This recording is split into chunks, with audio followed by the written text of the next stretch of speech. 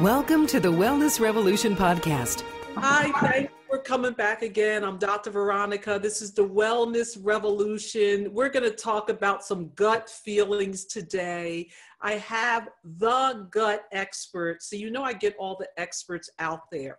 Everybody knows today digestive issues are a big deal in your body when they occur because everything's made in your digestive system, your hormones, your neurotransmitters. And so if you have problems with your digestion, besides feeling miserable because you got pain or you're in the bathroom all the time, you maybe feel miserable emotionally because everything's thrown off because of your digestive system. There's so much going on in your gut, in your digestive system, that you got to get this straight. So now we have people who are experts in this. So this is not your run-of-the-mill gastroenterologist. This is a functional medicine gut specialist. Dr. Vincent Pedre. Happy Gut is his book. You want to get that, whether you get the hardback or the paperback. He talks about how to make your digestive system happy, and then that makes you happy. And so we're going to talk about him. He speaks all over the place, all over the world. People have been approaching him. Supplement companies want him to be the spokesperson. He has his own integrative center in New York City. So for those of you who like to travel, you can book your plane ticket and come to New York, get your digestive system looked at, and then go to the Metropolitan Museum of Art and all the other, the Statue of Liberty, the Empire State Building. That will make your head gut happy. But don't eat a hot dog. So don't eat a hot dog. So, Doctor, I'm going to call you Dr. Vince. Can I call you Dr. Vince? Well, Dr. Pedre. Dr. Pedre? Everybody knows me as Dr. Pedre. That's how I'm out there. So wonderful. But we're going to know you as the maybe when I have my own show, you'll call me Dr. Vince. Whatever you How's decide. that? Once you have your show, whatever you decide is what you can call yourself. But let's talk about happy gut. So I got to ask a little bit about your background because the audience doesn't know, but I just found out you're a yoga instructor. You also are trained in acupuncture. How did you get from yoga and acupuncture into gut health? Well, I think it was a natural sequence of basically getting deeper and deeper into the holistic realm, this whole body approach, mind, body, spirit, into healing the body. So, and it started even when I was younger. I was a pianist, and I can look back at old videos of me playing the piano, and when I would get up on stage, the first thing I would do was put my hands down and close my eyes and breathe for a moment. And as a child, I didn't know anything about meditation, but I realized that that's what I was doing. I was kind of centering myself, trying to work against my nerves. And it's interesting that I, grew up doing something like that because that's what I work with people now is really helping them in so many different levels, mind, body, spirit. A lot of it is gut centered, but also hormone balancing and talking a lot about stress and how that affects us. Because I really do think that stress is the number one biggest cause of bodily symptoms for people. And they don't know how to handle stress. And I didn't know how to handle stress. I was, as you know, people who made it through medical school were type A personality. We're go-getters, right? And I was type A in high school. I wanted to be the top of my class, and I was, but there was a lot of stress and a lot of feeling of compression that went with that. And it wasn't until I was applying to medical school and I was afraid of needles. And I saw blood, and when I saw my own blood, I thought I was going to faint when I saw my own blood. I was like, oh no, I want to be a doctor, but I can't look at my own blood. But Yeah, so I had applied to medical schools. I'd taken the MCAT, and then I went home and told my parents, I don't think I can become a doctor because I'm afraid of needles. I pass out every time I get my blood taken or get a vaccine. And they were like, no, you're going to be a doctor. You have no choice. So I was like, okay, if I have to become a doctor, then I need to understand what is going on with my body. Why does my heart start racing? Why do I break out into a cold sweat and then I pass out? And I started researching, and I found a book by Herbert Benson called The Relaxation Response, and it explained the whole fight or flight response and how, in society nowadays, we're kind of more in that fight or flight that would have been used in ancient times to, run from a tiger or whatever it may be. But we really should be in a parasympathetic state in between, which we're not. We're in this heightened state. And I learned through that I could control my autonomic nervous system that was causing this fight or flight when I was going to get my blood drawn or an injection by breathing. And it was my first foray into meditation. Went through just learning how to breathe, like sit and breathe. And I started learning to control that. And I decided that by the time I got to medical school, I would be able to get my blood drawn and not pass out. And I managed to conquer it. So what could have been a crux, what could have actually been the one little reason that would have kept me from going into the health field actually became a really strong inspiration by which I help my patients, because I realized if I can do this, and I was always minded in that sense, like my first go-to wasn't, okay, give me a medication so that I don't pass out when I have to go get a needle, or give me an anti-anxiety. That wasn't my philosophy as a child. And I grew up in a family that was very much into, my dad was all big on supplements. Knowing what supplement to take for what and diet, even though I didn't follow any specific diet. But my first point of, my first go-to was, what can I do naturally to unravel this internal process that is happening? And that's the type of doctor that I became, is really looking at nutrition, targeted supplementation, but also understanding that mind, body, and let's say gut connection, or soul. I mean, the gut is the seat of the intuition. So in a sense, very, very potent, powerful organ system. And understanding how all of these things interrelated result in the health that we see, or the lack of health that we are seeing. So that was the way that I kind of, through a series of obstacles, let's call them, that were put in my way, I looked for solution. And when I went and trained in yoga, I had finished my residency at Mount Sinai here in New York, and I was looking for what to do. I felt lost after finishing internal medicine. And the main reason is that the question I asked myself at the end of my training was, is this it? Did I train? It was just like very, it wasn't like a grand finale. It was just kind of like, really? I trained all these years so that I can push drugs on people. Everything is what symptom, what drug do I give them? What symptom do they have? What drug do I give them? And I thought, this isn't what I signed up for. And I told my parents, I don't know, I'm not happy.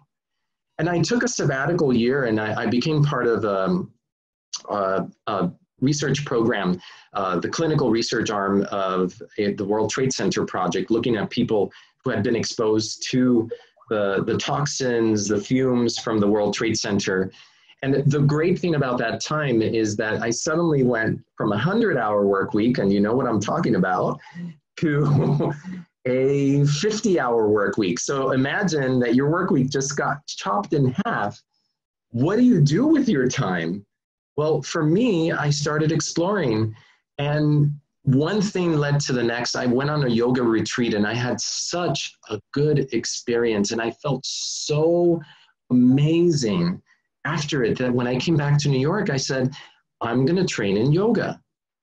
And the wonderful thing about that was that it brought me back to the beginning, to where I had started before medical school, which is I wanted to be a doctor like Andrew Weil, like Dr. Deepak Chopra, that was holistic minded, that married the two worlds, because they are a complement to each other. It's not that I am anti-Western medicine, because Western medicine has had some amazing achievements and helped keep people alive.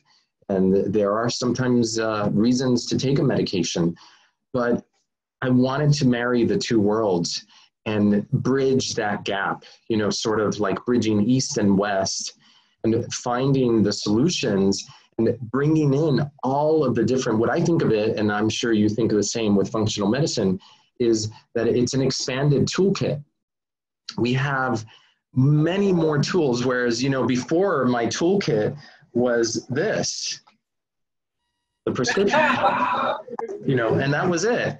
It was limited to that. Now my toolkit is I can sit there and have a conversation with the patient about how, even though they don't think that stress is an issue for them, because a lot of people are so used to the level of stress that they live with, that it has become their normal. You know, in the nervous system, it's called accommodation. You know, if somebody touches you, if somebody's putting pressure on you, if you keep feeling it to the same intensity, that would be a big bother, but the nervous system accommodates. So after a while, it starts to lessen. You feel it, but you don't feel it as intensely.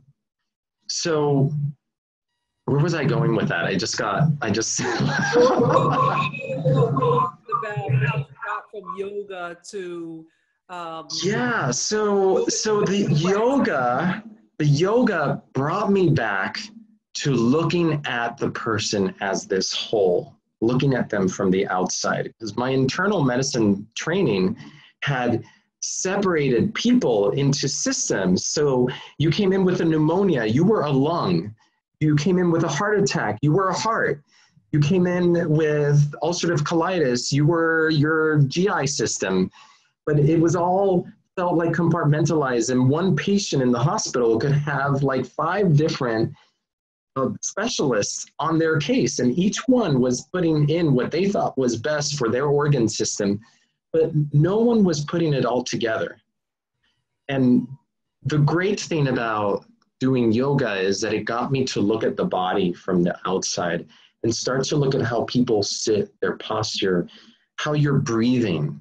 Because your breathing says a lot about the type of stress that you're holding inside. And I was talking about that, you know, people think that, you know, people get accommodated, that's where I was, to their stress. So stress becomes your new normal. And so you don't recognize it, but guess what? Your body registers stress. So even though for you here at your mental level, your stress is here, maybe because you're so used to it that you're just desensitized to it. But guess what? Your body doesn't. So your body's feeling this stress here, your body's feeling it here. I call it biological stress.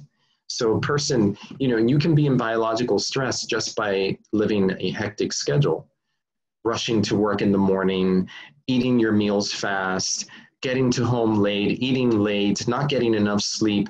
All of these things, even if you think it's part of your normal life, it's a biological stressor for your system, and you're living with this high cortisol, which is not good for your body, not good for your mind, and not good for your gut.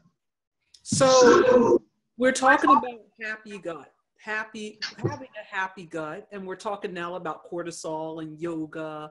And so what led you after you became a yoga master, and so you out of your 50-hour work weeks into your 50-hour work weeks, how did that translate to talking about the digestive system so much? So yoga led me to think, well, I wanted to bring something into my practice that was like yoga, Eastern minded, that I could apply with my patients. And I did a lot of research, and everything kept leading me back to acupuncture. And I decided, okay, well, I'm going to train in acupuncture. And the great thing about it was that acupuncture opened my mind up to systems biology. Functional medicine is actually, its root is Eastern medicine. So it's basically taking systems biology and applying it to the Western model. So instead of looking at the body as a compartmentalized systems, you look at the system all as a whole and how everything interacts and affects each other. So then it was acupuncture that finally made functional medicine make sense to me. Because before that, I had heard of functional medicine, but I was still too much in my Western trained mind. Mm-hmm. So it didn't quite make sense to me. I was like, well, that's interesting, but how is that possible? You know, even though I knew that that was the route I wanted to take, and I had been mentored by Dr. Lippmann, who was the first person to tell me about functional medicine. And I took a detour and I went to acupuncture first, but the acupuncture opened my mind to systems biology. And after that, I've been always so thirsty for knowledge. I thought, you know, when the acupuncture was done, it's like, maybe I'm a glutton for punishment. Because it's like, okay, I didn't get enough schooling. Now I'm going to go train in functional medicine. But it really didn't start out that way. It just started out with me deciding I'm going to go to one of their annual conferences and see what it's like. And when I arrived there, I felt like I found my long lost family in medicine. And I had felt like Nemo or Dory, you know, swimming by myself, you know, amongst some sharks at times, you know, people who did not believe in what I was doing, who poo-pooed the acupuncture, who weren't into supplementation or looking at things from a natural point of view. So I felt like for a long time I was swimming against the current. And when I arrived at the first conference, the Institute for Functional Medicine, I felt that I found my tribe, finally. And I felt so comfortable there that I wasn't planning on training in functional medicine, but one thing led to another. And underneath it all, I had grown up with what I thought was my normal. I had IBS. I had a sensitive stomach. I had been on so many antibiotics as a teenager, and you would be horrified. I was treated with Cipro at least once, maybe twice a year. And now we know from a study that came out just about, what's that? I said, wow. Yeah. And we know from a study that came out like 2 or 3 years ago, Cipro wipes out your digestive system, your microbiome, for 12 months, up to 12 months. And I was on Cipro at least every 12 months, if not every 6 months, throughout my teenage years. So I had no microbiome. So I developed a leaky gut. I developed food sensitivities, gluten, dairy. I would get sick all the time. The doctors thought that I was just too thin. I couldn't gain weight, lo and behold, because I couldn't absorb my nutrients. I had a leaky gut. And it was a long journey, but it was through medical school and whatnot. I had changed my diet. I had learned to live with it, but I still lived with what I thought was my normal, you know, and I just thought, well, this is just the way my body is. And when I went to functional medicine, one of my first modules was the gut module, the GI module. And through it, I figured out exactly what was going on with my gut. And I finally took gluten out of the diet. And I fixed another couple of things. I started using probiotics, eating the right foods, changed the way that we were eating at home. And lo and behold, my gut healed itself. And I started working with patients because I just loved the gut. And it had always been a frustration of mine when people came in with stomach issues, because I hated the options we had as Western doctors, because we were treating symptoms. We weren't treating the underlying cause. You have to look under the hood, as I like to call it. And so I just started working with gut patients because I thought it was fun. And you make someone better and they come back in a month and they're already feeling different, and you work with them for 2 or 3 months and they're much better. And I just started getting referrals after referrals after referrals until one day I wake up and I realize, well, I'm a functional medicine gut expert. I didn't even plan on this. In my practice, this is what I do. And I thought, if I have so many people coming in and they have no clue, absolutely no clue on what to do. And I thought, well, I need to write a book, because if I have this many people and it never ends, I have more and more people wanting to come in because of gut issues, then there are so many more. And we know there are 70 million Americans who suffer from some sort of gut distress, and about 20% who have acid reflux at least once a week. So everybody, so many people suffering from gut issues. I've heard even higher statistics.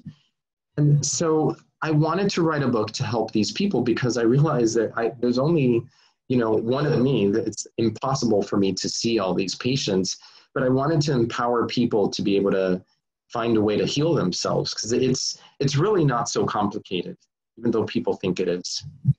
So I'm going to ask some of the common questions. So first, why can't you just take a probiotic? People say, I took an antibiotic. Oh, just go take a probiotic. It seems like now probiotics are the cure-all. Everybody knows what they are. They run to the store. There's so much variety. I'm going to take a probiotic. And I say, well, hold on a second. It's not quite as simple as just taking a probiotic. Well, there's so much variety in probiotics, and they can have so many different strains, and variety meaning the strength of the probiotic. So you have to look at the CFUs, colony forming units, and it could be 1 billion or it could be 100 billion. So the strength can be really different, and that's going to affect you differently. And then the strains, and we're still learning. I really think we're at the tip of the iceberg in understanding, what each strain does and what it can heal. And then there's all different types of probiotics, because they're not just the regular ones that we think of, like the lactobacillus, which is used to make yogurt and fermented foods. There's bifidobacterium, which is the most important probiotic in the development of the infant gut. It's called Bifidobacterium infantis. And then you have these spore-based probiotics. There's not a lot of them out there in the market, but there's a lot of amazing research showing that they reduce things like C-reactive protein, which is an inflammatory marker. And there's one human study showing that these spore-based probiotics are reverse leaky gut. And I don't think we have a study like that with other probiotics. Then there's the non-bacterial probiotics. So then we have a yeast-based probiotic like Saccharomyces boulardii, which has been shown to protect the gut, like when you're in the middle of an antibiotic course. Also really good for traveler's diarrhea. And then you have soil-based probiotics, because maybe at some point, we weren't supposed to be so clean, and we were supposed to eat a little bit of the dirt on our vegetables, back in the day. Now, I'm not saying go out there and eat dirt, but there is something to that. If you know where your produce is coming from, like when I had my organic vegetable garden and I grew my own lettuce up in a country house that we had, if the lettuce had some dirt in it, I would clean it. I didn't want to have obvious dirt, but I would leave some of that dirt in there because I know that it's good for us. So we need all these different, because the issue is when you have a probiotic, it's only representing a really narrow scope of the bacteria that are in the gut. And to put it into perspective, they think that there's 100 trillion bacteria inside the microbiome that makes up the gut. And I'm not talking about the microbiomes in other parts of the body. But within those 100 trillion, you can have anywhere between 400 and 600 species in one person. And just think that a probiotic only has maybe 8, 10 different species, but you have 400 to 600 species. So you can't possibly recreate that in a probiotic, because diversity is the key to health. So there's another thing, there's prebiotics, so prebiotic foods. So the way that you're eating is going to build your gut flora. But it's also, going back to the idea of taking a probiotic to treat something, it's reductionistic, it's again applying a Western way of thinking of things, of single drug for single condition, the magic bullet. And it's not like that. You can't take the probiotic and then go out and have your burger, French fries, and ice cream and all and cookies and all these other things and think, but I'm taking a probiotic, so it's going to protect me. No, it doesn't work that way. You've got to look at your body as a system, and it's an integrated whole. And if or sometimes I like to tell people it's like a pieces of a pie. And each piece, some slices are bigger, so something has a bigger influence on how you feel, and some are smaller. But in order for you to have excellent health, you have to address every single portion of that pie. Sorry to use the analogy of a pie because it's maybe not the best. I don't want you going out and eating pies, but yeah. But you get the picture. It's all these things together. You have to, that's what makes the whole. So what you're saying is it's not simply good enough to, if you have a digestive problem, just go take a probiotic and it will fix it. So what you got across that point. But when we talk about things being reductionistic, and that's the way we think, it's sort of like you said, well, you can't take a probiotic and eat the burger and fries and the pie. It's really the same with Western medicine. We just don't admit that. And so if you're a diabetic and you're taking metformin or insulin, it doesn't mean that you should be eating the burger and fries and everything. That's why people are having problems. They think that pill is going to allow them to do the things that are not keeping the body still. So even with Western medicine, that doesn't work. Same thing with a statin. I had a patient come in saying, well, I'm on a statin, so I can go out and eat steaks, right? But that's, that's not the case.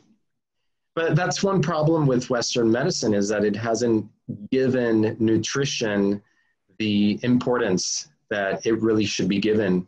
What should be written on this prescription pad is a nutrition prescription, how to eat. That's the greatest source of harm that a person can do to themselves, is what they put at the end of their fork, what they put into their mouths. So let's talk a moment about nutrition, just because with nutrition, people say, well, I've been to a nutritionist and it didn't help me. What's different in functional medicine versus I went to the nutritionist and didn't help me? What are you doing? I think sometimes what I know is that maybe you go to a nutritionist, but you only do one thing and you do them really slowly. And it goes back to, sometimes if you really want to see true results, guess what? You've got to do everything together. So if you want to reduce inflammation in your body, you have to take out all of the inflammatory foods. Now, it doesn't mean that some people, aren't ready for that all or none approach. So I believe in a stacked approach. So say I want to take you off of gluten, dairy, soy, and corn, but it's a lot to conquer all at once. So we can do week 1, take gluten out.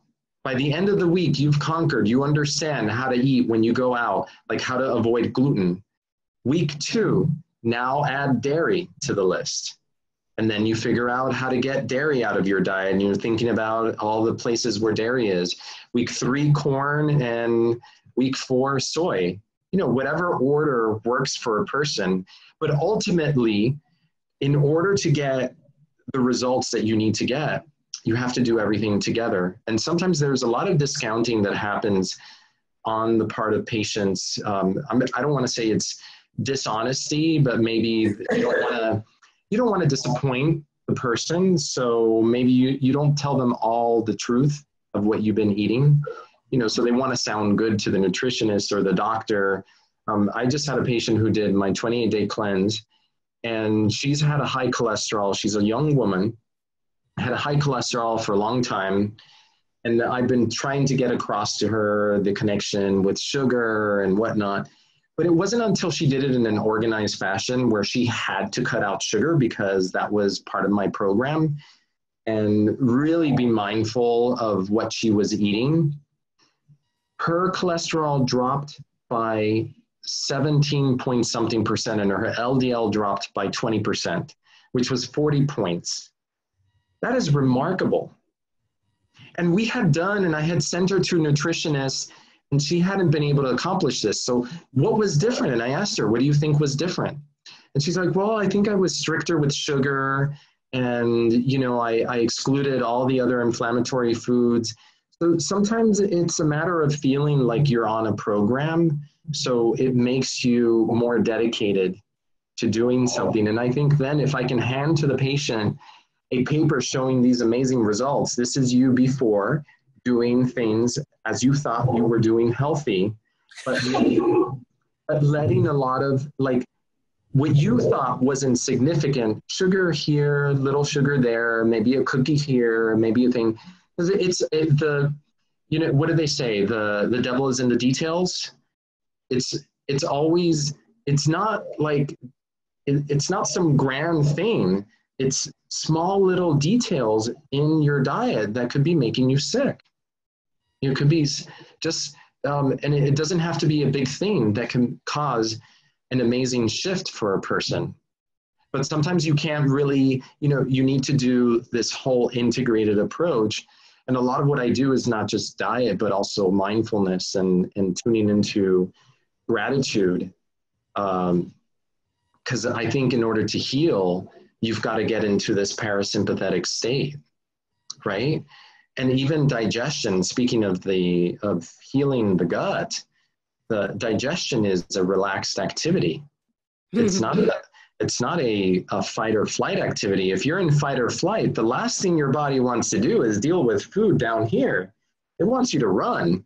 You know, it's going to send blood to your muscles and away from your gut. But just think of all the people that are stressed, and that's affecting their digestive system. So, you know, so it's a little bit of a battle, you know, because it's a lot of pieces of the puzzle, fitting them together and getting people to overcome their own internal resistance to making these changes.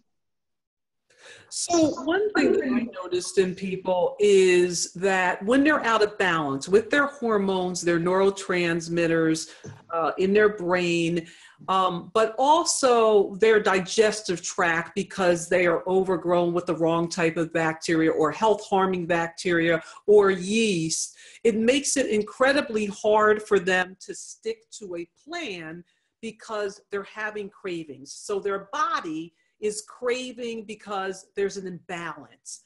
And Yes. I found that once we start down the path and I say, okay, we're going to do this, we're going to do this, we're going to do this, they are able to follow a plan that they thought they would never be able to do, because as their body starts to come in balance, all of a sudden those health-harming bacteria and those yeast are under control, and so the cravings go away.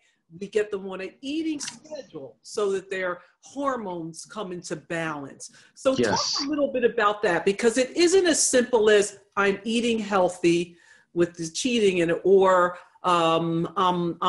it's a little bit more nuanced than that. You have to understand there's a few more things going on. So talk a bit about that. Well, and it's that who's controlling who? It's this gut-brain connection. And when you have yeast overgrowth in the gut or candida, what we find is that the candida secretes all different sorts of toxins. And it can control the brain, the way your brain is thinking, and make you crave sugar. So a part of you, it's almost like, you know, if you have somebody come in and they say, I don't know what's wrong with me, but I just can't stop. You know, that it's because your brain is not in control. These little critters in here are in control.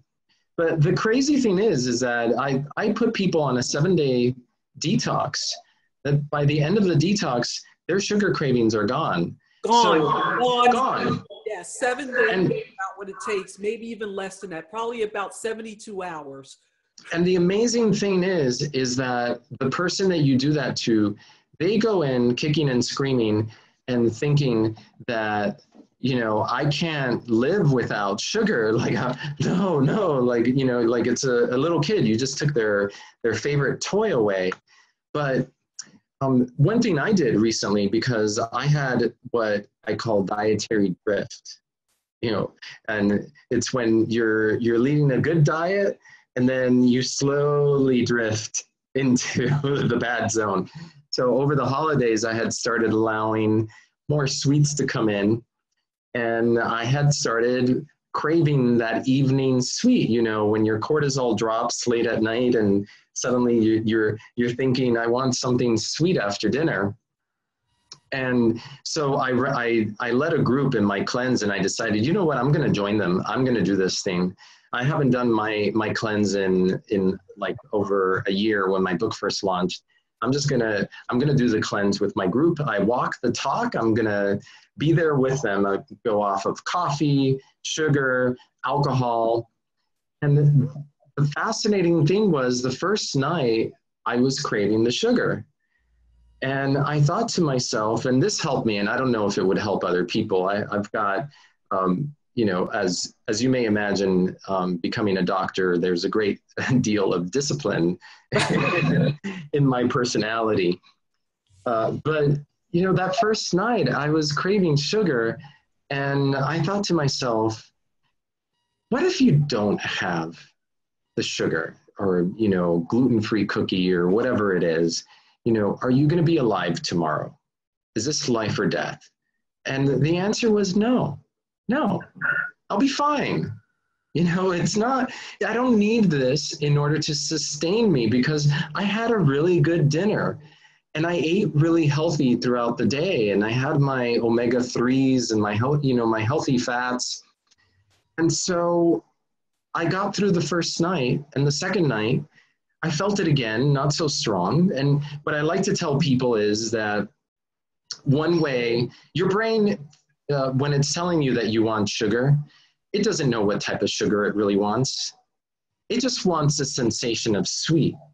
So if you give your brain a healthy sugar substitute, let's say some blueberries, and wait a couple of minutes, your brain is going to be satisfied. It's not the same as getting a sugar hit, which is kind of like cocaine, and it lights up the same areas of the brain as cocaine does. So it's kind of like works as a drug in the brain. But if you just allow those couple of minutes, it's going to pass. And another key tool that I found was having an herbal tea, like something, a soothing tea to get through that period. But what does sugar do to you? It causes mood swings, right? And I honestly think that it contributes to depression because of the way it's affecting your hormones, your internal hormones, your insulin secretion, your cortisol.